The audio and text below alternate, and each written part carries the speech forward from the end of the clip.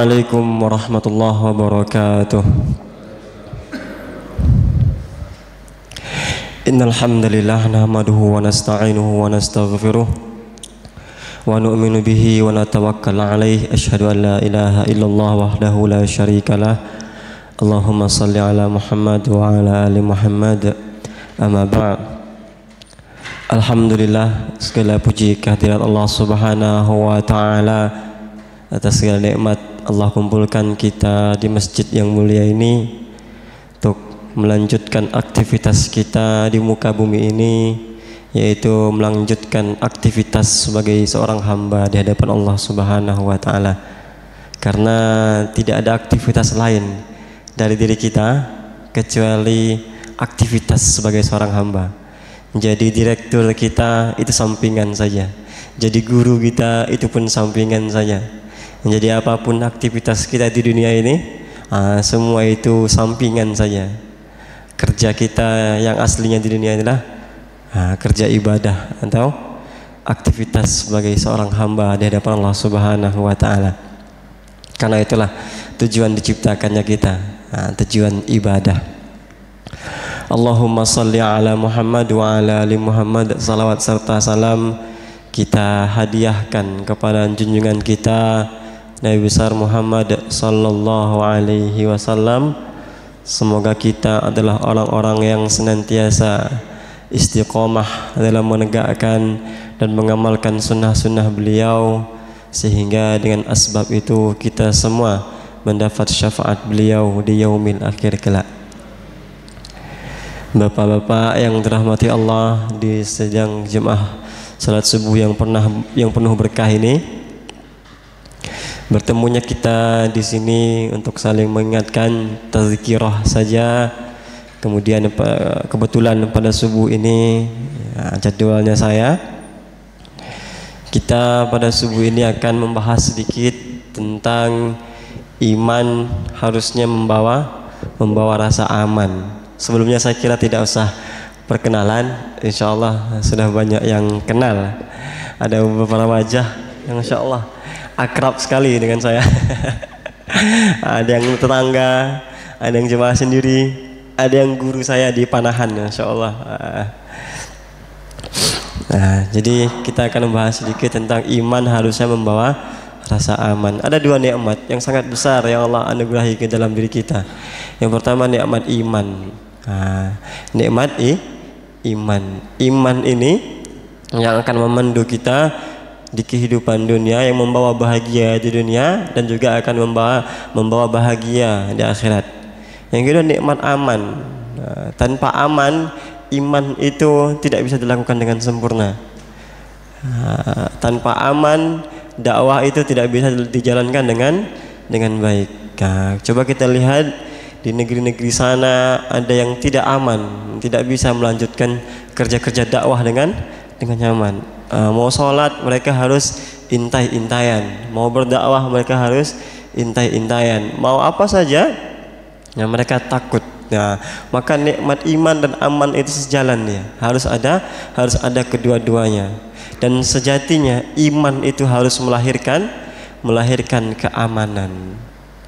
Iman itu harusnya melahirkan ketentraman, dan inilah titik fokus kita pagi ini. Dan kalau kita melihat dalam Islam itu ada namanya maqasidus syariah, yang dipelopori oleh Imam Asy-Syatibi, yang beliau mempelopori namanya maqasidus syariah. Kalau diterjemahkan secara bahasa namanya tujuan-tujuan dari syariat. Setidaknya ada 5 di situ. Apa gunanya tujuan-tujuan dari syariat itu? Merealisasikan, atau apa bahasa Indonesia yang mudah merealisasikan menjadikan nyata hak-hak dari kemaslahatan manusia itu sendiri. Mabadiknya atau dasar pokoknya agar manusia itu hidup aman, tentram dan nyaman. Disebutlah dia maqasidus syariah. Yang pertama tentu saja dia disebut dengan hifzuddin, menjaga agama. Karena memang kewajiban pokok manusia adalah menjaga agama. Kewajiban kita bersama adalah hifzuddin, menjaga agama. Kita harus memikirkan bersama bagaimana masjid ini tetap langgeng, bagaimana kerja dakwah itu tetap tetap ada, bagaimana azan itu tetap berkumandang. Itu hifzuddin, menjaga agama. Maka jangan sampai hilang di antara kita itu pikiran dari menjaga agama itu. Maka kita tidak masuk dalam hifzuddin itu. Harus ada itu hifzuddin, menjaga agama. Memang mustahil Islam hilang dari dunia ini, tapi tidak mustahil Islam itu hilang di negara kita. Memang mustahil Islam hilang di dunia ini, tapi tidak mustahil Islam itu hilang di kampung kita. Kita ingat dulu Spanyol itu, Andalusia itu ditaklukkan oleh orang Islam, dikuasai oleh orang Islam bertahun-tahun. Bukit Jabal Tur itu sebelum Gibraltar namanya, itu namanya Jabal Tur dan lain sebagainya. Tapi hari ini orang Spanyol itu kalau bercerita cuma bercerita saja. Kalau dia cerita sama anaknya, anak dulu di sini orang Islam ramai sholat masjid Jumat. Kapan itu ya? Dulu, sekarang sudah tidak ada. Dulu orang Islam kalau lebaran di sini ramai sholat Idul Fitri. Kapan itu ya katanya? Tidak dulu, sekarang sudah ada lagi. Memang mustahil Islam hilang di dunia, tapi tidak mustahil Islam hilang di negeri kita. Maka kita harus punya titik berat dalam menjaga agama ini. Bagaimana kita mewariskan Islam itu ke anak-anak kita, ke generasi setelah kita. Kalau kita iman kepada Allah Subhanahu wa taala, iman itulah yang harus kita warisi pula dengan anak-anak kita. Iz hadara Yaqub, gimana ayatnya? Iz hadara Yaqub al-mauta. Gimana? Ketika Nabi Yaqub hendak wafat, apa yang ditanya kepada anaknya? Ma ta'budu min ba'di. Apa yang kau sembah setelah aku? Nabi Yaqub tidak khawatir tentang makanan anaknya, karena dia yakin makanan itu sudah ditanggung, sudah pasti oleh Allah Subhanahu wa taala. Nabi Yaqub tidak khawatir tentang kerja anaknya, karena bukan kerja itu yang mendatangkan rezeki, karena bukan kerja itu yang menjadikan perut itu kenyang. Allah yang menjadikan perut itu kenyang. Maka Nabi Yaqub hanya khawatir bagaimana ibadah anaknya setelah dia wafat. Dan inilah khawatiran kita bersama. Kita harus khawatir bagaimana wudunya anak-anak kita setelah kita wafat, bagaimana sholatnya anak kita setelah kita wafat, bagaimana khutbah Jumatnya anak kita setelah kita wafat. Jangan sampai setelah kita wafat 4 anak kita dorong-dorongan semua. Dorong-dorongan apa? Yang satu bilang, kamu saja yang sholat jenazah ya. Saya belum bisa. Kamu saja. Saya belum belajar. Kamu saja. Saya belum hafal ayat yang terakhir, doa yang terakhir. Padahal anaknya ada 4 atau lebih. Semuanya dorong-dorongan. Kita yang membesarkan, kita yang memberikan fasilitas, kita semua yang memberikan kenyamanan bagi dia di dunia ini. Tapi ketika kita wafat, tidak ada penghormatan terakhir. Tidak ada yang kita dapat dari anak-anak kita. Itu yang pertama, hifzuddin. Yang kedua, ada namanya hifzun nafs, menjaga jiwa. Menjaga jiwa. Makanya dalam Islam itu tidak boleh sembarangan membunuh. Bahkan ketika kita berburu dan tembakan kita meleset, itu pun ada hukumannya, walaupun tidak sengaja. Kenapa? Karena Islam itu agama yang sangat menjaga jiwa, menjaga nyawa seseorang. Kata Nabi, al-muslimu man salim al-muslimi min yadihi wa lisanihi. Muslim itu barang siapa yang selamat seseorang muslim yang lain dari kerja tangan dan lisannya. Tidak boleh mencacati orang lain, itu muslim, baik tangan maupun lisan. Tangannya tidak boleh memukul, tangannya tidak boleh mengambil hak, tangannya tidak boleh melukai saudaranya, dan mulutnya pun sama, tidak boleh melukai sesama temannya, tidak boleh melukai sesama kaum muslimin, tidak boleh menyakiti sesama orang-orang di sekitarnya. Kenapa? Karena kita ada asas namanya hifzun nafs, menjaga jiwa. Tidak boleh kita mengganggu orang, tidak boleh kita memakan hak-hak, tidak boleh kita menyakiti hati seseorang. Mungkin hari ini bertambah lagi, tidak hanya lisan dan tangan, status WA pun sama. Status WA pun tidak boleh mengganggu hari ini. Kadang-kala orang tuh tahan tangannya, tahan lisannya, status WA-nya nggak tahan, semuanya diupdate, semuanya diupdate ke story. Kita belanja di pasar pun disindirnya di story. Kadang-kala kita hari ini banyak nggak di sini, di luar sana ada yang ada seperti itu. Maka hari ini harus tambah juga kayaknya min lisanihi wa WhatsAppihi dan juga WhatsApp ya.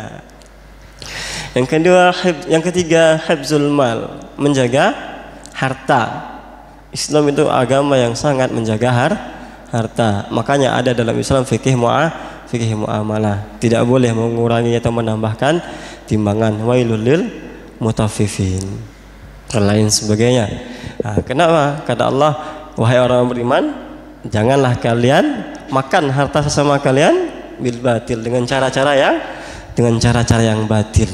Islam sangat menjaga itu, maka tidak boleh kita memakan hak-hak seseorang.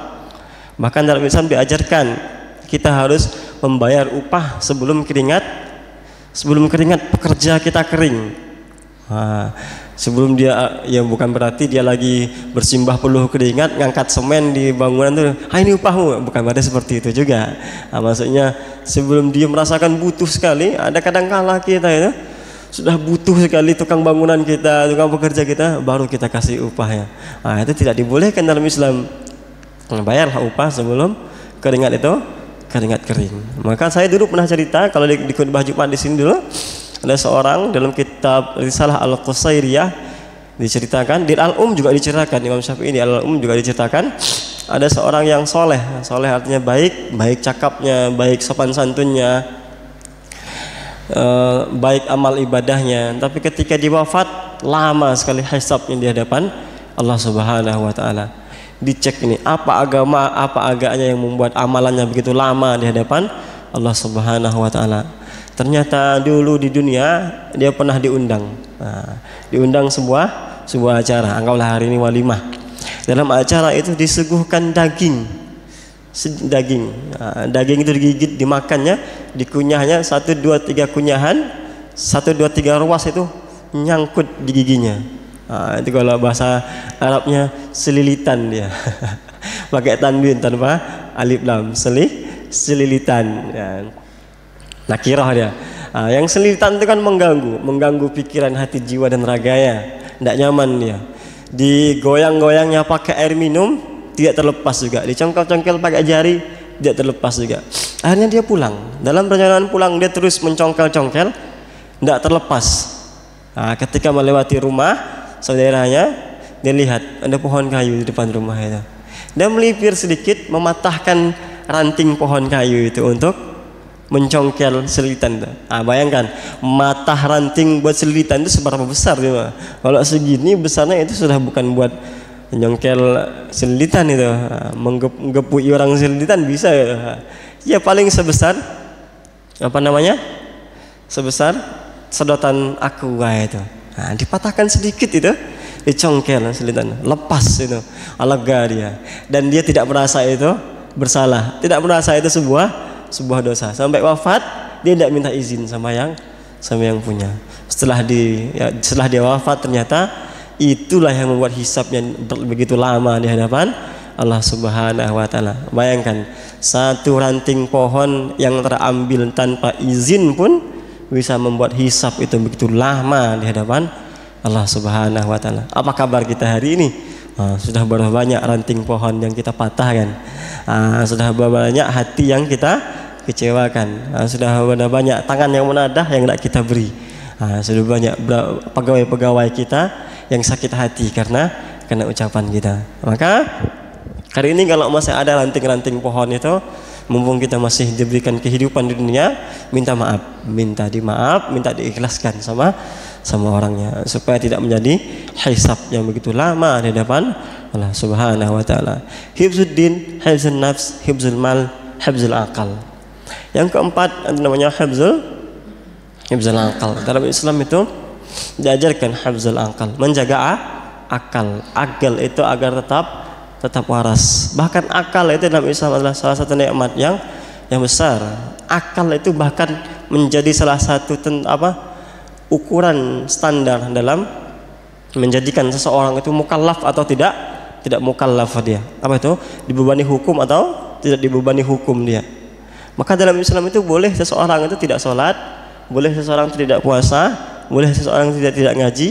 Ada dua syaratnya tapi. Yang pertama mati dia, yang kedua gila dia. Kalau sudah dua kondisi itu, tidak sholat, tidak puasa, tidak ngaji, tidak masalah. Kan dia sudah tidak mukallaf namanya. Tidak dibebani hukum. Tapi kalau selama dia masih hidup dan waras akalnya, bahkan masih cuman sekedar kedip-kedip saja dia, masih kena hukum dia. Masih disebut mukallaf. Walaupun badan seluruh raganya tidak bisa bergerak sama sekali, masih bisa berkedip-kedip dia, akalnya masih waras, masih wajib sholat dia. Kata dalam Islam itu akal itu dijaga, hifzul akal. Maka kita tidak boleh mabuk, tidak boleh narkotika, tidak boleh minuman keras dan lain sebagainya. Maka nanti di akhirat nanti akan ada orang-orang yang menyesal. Orang-orang yang menyesal siapa mereka? Orang-orang yang di dunia ini kelihatannya berakal tapi tidak mau menggunakan akalnya. Lau kunna nasma'u au na'qilu ma kunna fi ashabis sa'ir. Kalaulah dulu kami ya Allah mau mendengarkan pendengaran, mau menggunakan pendengaran kami, nasma'u artinya mendengarkan, tapi mau menggunakan pendengaran. Mereka bukan tidak mendengar, mampu mendengar seperti kita, mampu melihat seperti kita, mampu berjalan seperti kita, tapi tidak mau mendengarkan, menggunakan pendengaran. Ketika ditantangkan ayat-ayat Allah Subhanahu wa taala, ketika disampaikan dakwah-dakwah, disampaikan ayat-ayat Allah, dengar, kalau masuk telinga kiri, keluar telinga kiri, mungkin masih ada yang nyangkut di telinganya. Tapi ini sudah tidak masuk telinga kiri, mental dia. Sudah tidak masuk telinga kiri, tidak keluar telinga kanan, tapi mental, tidak ada masuknya sama sekali. Dan ada orang-orang nak kilo sudah diberikan akal, tapi tidak mau menggunakan akalnya. Dia di dunia mungkin cerdas, dia mungkin pintar, dia mungkin dia berkedudukan tinggi, mungkin dia pejabat, mungkin dia orang hebat, mungkin dia orang sukses, mungkin dia lebih sukses daripada kita, lebih sukses daripada orang-orang yang berdakwah, lebih sukses daripada siapapun. Tapi ternyata di akhir nanti dia ternyata akalnya tidak berguna bagi dia di kehidupan akhirat. Maka dia mendekam di ashabis sa'ir, mendekam sebagai penghuninya neraka. Hifzuddin, hifzul nafs, hifzul mal, hifzul akal. Yang terakhir hifzun nasal, menjaga nasal. Apa itu nasal? Menjaga keturunan. Maka dalam Islam itu tidak boleh ada hubungan di luar nikah. Tidak boleh ada hubungan di luar nikah, tidak boleh ada kumpul kebo dan lain sebagainya. Kenapa? Karena kita ada asas namanya hifzun nasal, menjaga keturunan. Nanti anaknya itu mau diikutkan kemana? Bapaknya siapa? Tidak boleh dalam Islam, harus jelas keturunannya. Selain itu juga hifzul lain terkait dengan kehormatan baik bagi seorang perempuan maupun bagi anaknya nanti. Itu dijaga betul dalam Islam. Maka anak-anak kita hari ini sebagai bentuk keimanan kita, jaga keturunannya. Ketika dia mau nikah, carikan dia pasangan-pasangan yang baik, carikan dia keturunan-keturunan yang baik. Makanya kata dalam nikah itu, tungkahul mar'ah li arba' li jamaliha wa li maliha wa li nasabiha wa li diniha fasbar bi zatid din taribat yadak. Perempuan itu dinikahi karena 4, karena cantiknya, karena hartanya, karena nasabnya, karena agamanya. Kalau 3 ini tidak ada, maka perhatikan agamanya, maka beruntunglah kamu. Menikah itu nikahnya 4 kan kata Rasulullah standarnya. Lihat dulu cantiknya. Kalau yang belum nikah ini, kalau memang dia cantik sekali, misalnya sudah pantas buat kita, ya nikahi. Tapi kadang-kala ya standar juga dengan ketampanan kita. Kalau kita biasa-biasa saja, tapi pasangan kita yang kita cari itu sekelasnya artis-artis itu, nanti kalau dapat orang kita melet nanti. Belajar pelet di mana gitu. Carilah yang cantik sesuai standar kita. Kalau bahasa anak-anak pondoknya yang cantiknya itu bukan ijma. Tahu cantiknya ijma? Ada cantik itu yang ijma, ada cantik yang ikhtilaf. Cantik yang ijma itu kalau semua laki-laki berkumpul, ketika perempuan itu lewat, wah cantik itu. Itu cantiknya ijma. Tapi kalau cantiknya ikhtilaf, ketika orang itu lewat, ada satu yang bilang cantik, satu bilang enggak, satu bilang lumayan, itu masih ikhtilaf. Nah, itulah iman. Iman itu 5 itu harus ada semua. Harus ada kelima-limanya. Lalu apa gunanya iman di kehidupan dunia? Iman di kehidupan dunia itu karena kita masih hidup di dunia, tentu motivasi dunia itu juga penting bagi kita. Selain iman itu memang menyelamatkan kita di akhirat, tujuan itu gunanya kita ada iman di dunia. Kata Allah, "Wa may yattaqillah yaj'al lahu makhraja." Barang siapa yang bertakwa kepada Allah Subhanahu wa taala, dijadikan dia dari setiap masalahnya makhrajan, jalan keluar. Makhrajan di sini dia pakai tanwin dia. Ini makhrajan, ini bahasa Arab beneran nih.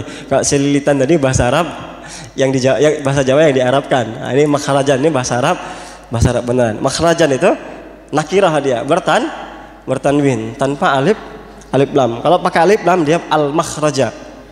Kenapa makhrajan? Karena kalau al-makhraja dia ma'rifah. Ma'rifah itu dia isim ma'rifah yang menunjukkan kekhususan.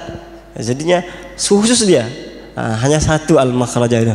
Tapi kalau makhrajan isim umum tadullu 'alal 'am, menunjukkan keumuman. Nakirah yang menunjukkan keumuman. Contohnya kita punya masjid ini. Masjid ini kita punya banyak pintu. Ketika kita pengen keluar dan belum jelas mau keluar dengan pintu yang mana, maka kita menggunakan kata makhrajan.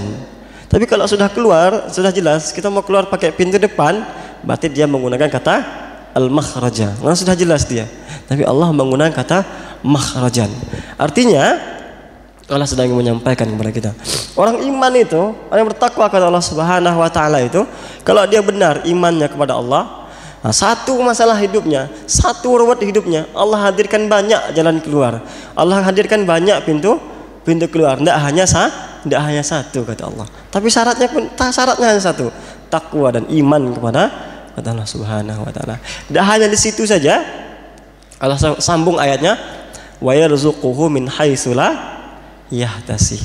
Diberikan dia rezeki dari jalan yang tidak sangka-sangka, dari jalan yang tidak dia kira-kira. Ini jadi rumus rezeki, rumus nyaman hidup dunia itu sebenarnya bukan kerja yang keras, bukan kerja banting tulang 1 kali 24 jam di kantor, 1 kali 24 jam di tempat kerja. Enggak sebenarnya.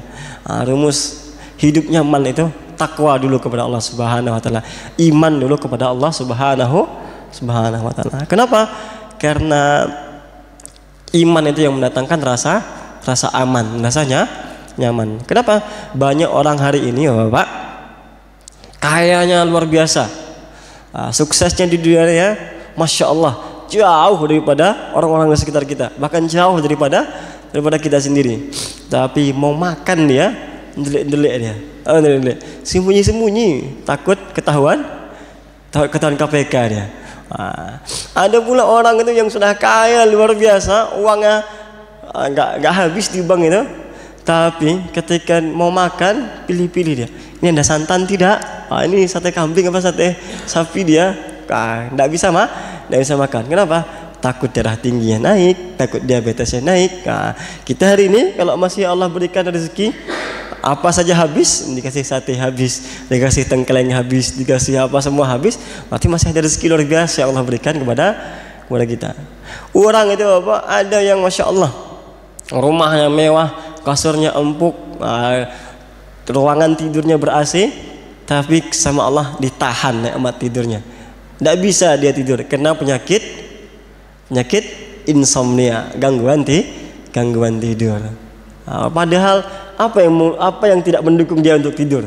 Ruangan dingin, kasur empuk, selimut tebal semuanya. Kalau kita itu kan sudah seperti itu, mendukung sekali untuk tidurnya. Tapi kita hari ini tidak usah seperti itu.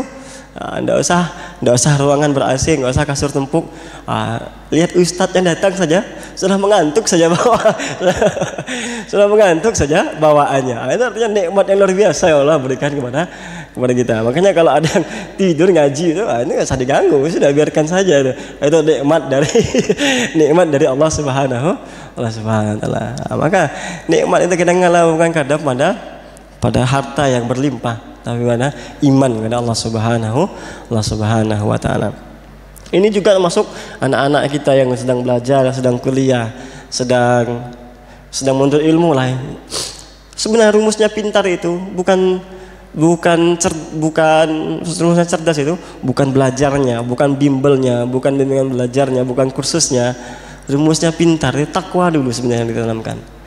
Kata Allah, wattaqullah yu'allimukumullah. Bertakwalah kepada Allah, Allah yang mendatangkan ilmunya. Kalau pengen anak cerdas, pengen anak pintar, sebenarnya dari kecil itu yang harus ditanamkan ketakwaan dulu kepada Allah Subhanahu wa Taala. Insya Allah anak-anak yang sudah ditanamkan ketakwaan kepada Allah akan lebih cerdas, akan lebih pintar. Kalau tidak percaya, coba datang ke pondok-pondok pesantren yang anak-anak dari SD, dari SMP itu sudah mondok. Coba lihat, kalau memang mereka tidak cerdas segi intelijensinya, kecerdasan emosionalnya jauh lebih pintar daripada anak-anak di luar. Kenapa? Wattaqullah yu'allimukumullah.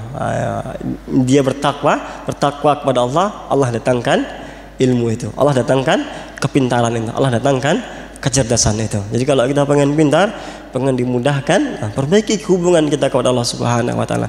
Boleh jadi susahnya kita hari ini cari makan, susahnya kita hari ini cari kehidupan, karena kita melalaikan hak-haknya Allah Subhanahu wa Taala. Sudah waktunya azan, karena masih tanggung ngetik, masih melanjut ngetik.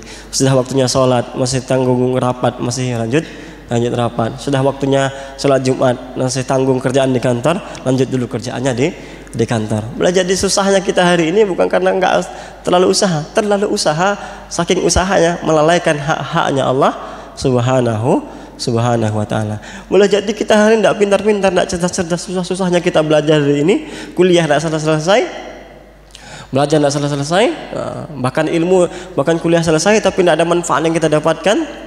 Coba kita banyak hari ini, kita lihat ini betapa banyak wisudawan itu, sarjana-sarjanawan itu yang lulus dari kuliah tapi tidak ada satu manfaat pun yang dia bawa dalam kehidupan sosialnya, kehidupan sehari-hari. Bahkan di kehidupannya sendiri ada beberapa itu yang tidak ada membawa manfaat sama sekali. Kenapa?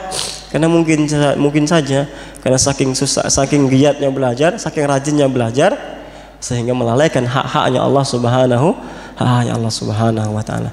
Sehingga berkah dari semua itu, baik berkah dari kerja, berkah dari hasil dari makan, berkah dari hasil belajar, Allah cabut. Nah, ketika berkah Allah cabut, dia mungkin masih cerdas, dia mungkin masih pintar, dia mungkin masih bagus otaknya, tapi manfaatnya hilang dari kehidupan ini. Manfaatnya hilang dari kehidupan dia maupun kehidupan sosial.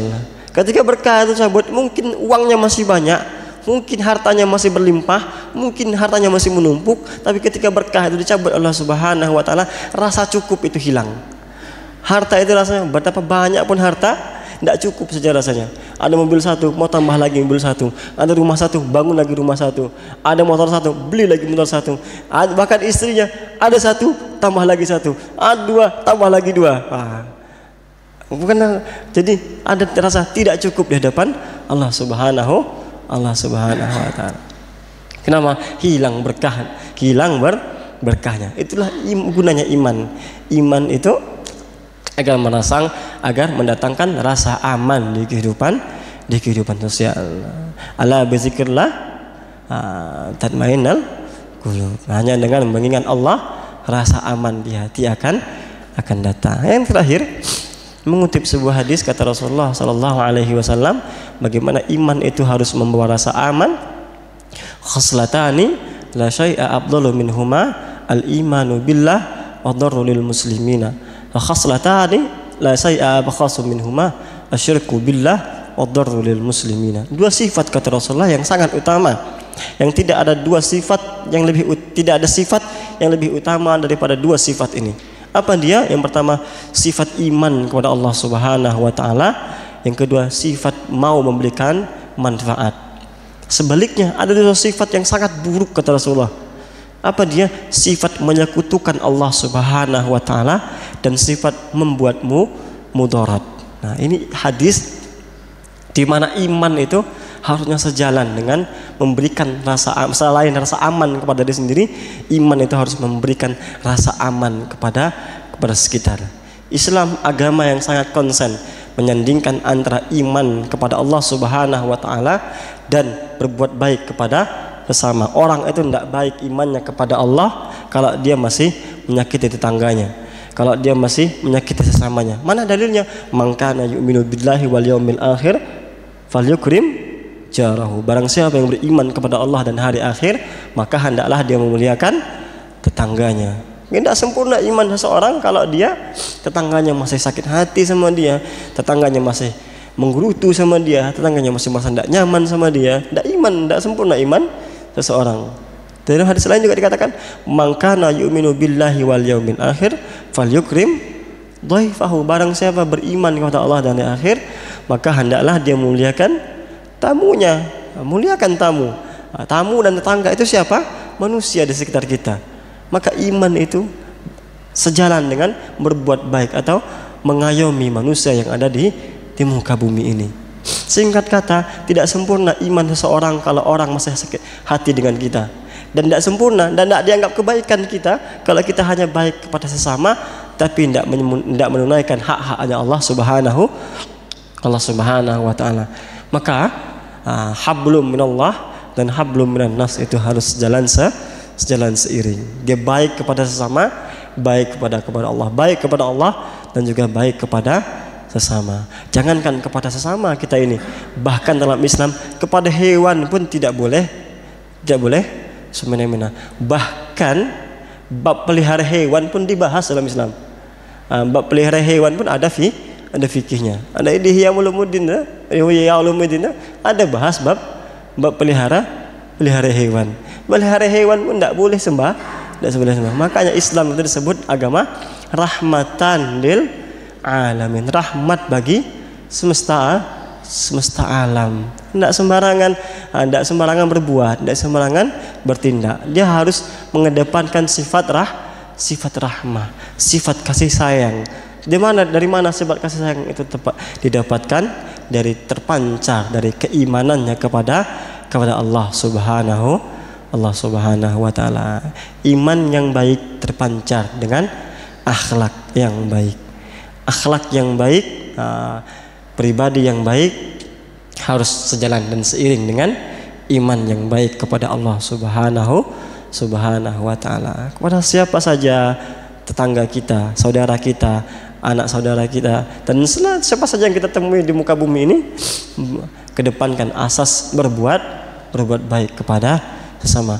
Bahkan saking iman itu tidak boleh mengganggu kemanusiaan, tidak boleh mengganggu hak-hak manusia. Di sholat pun kita tidak boleh mengganggu hak-hak seseorang. Bukankah dulu ada sahabat yang ketika sholat itu ayatnya panjang sekali, padahal dalam sholat diadukan kepada Rasulullah. Apa kata Rasulullah? Apakah kamu ingin membuat fitnah? Kata Rasulullah. Artinya diingatkan, kenapa ayatmu panjang sekali? Bahkan dalam sholat pun kita harus memikirkan kemaslahatan bersama. Kalau emang sholatnya itu bukan sholat yang harusnya panjang, maka jangan sampai terlalu panjang. Pikirkan kemaslahatan bersama. Termasuk ngaji ini. Ngaji ini sampai setengah jam saja. Maka pikirkan kemaslahatan bersama. Tadi mulainya jam 5:20, selesai jam 5:50. Pas 30 menit. Pikirkan kemaslahatan bersama. Maka saya kira cukup kajian pada subuh kali ini. Kata Ustaz tadi 30 menit, pas 30 menit. Tidak boleh lebih, tidak boleh kurang. Saya kira cukup apa yang bisa saya sampaikan pada subuh kali ini. Lebih dan kurang saya mohon maaf. Semoga ada manfaatnya. Subhanakallahumma wa bihamdika asyhadu an la ilaha illa anta astaghfiruka wa atubu ilaik. Assalamualaikum warahmatullahi wabarakatuh.